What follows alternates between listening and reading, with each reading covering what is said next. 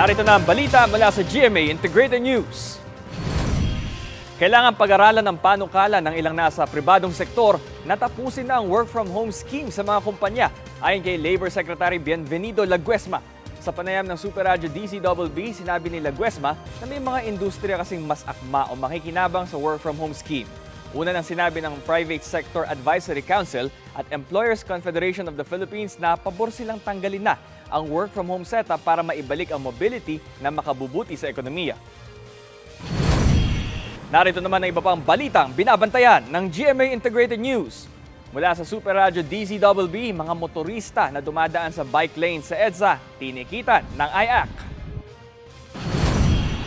Panukalang bawas buwis para mapababa ang presyo ng produktong petrolyo at kuryente sa loob ng 3 taon, ipinapanukala sa Kamara. At dating US President Donald Trump papunta sa Georgia para sumuko matapos makasuhan tungkol sa tangkang pagbaliktad sa resulta ng 2020 elections. Para sa mas malaking misyon at mas malawak na paglilingkod sa bayan. Ako po si Bam Alegre ng GMA Integrated News, ang News Authority ng Pilipino.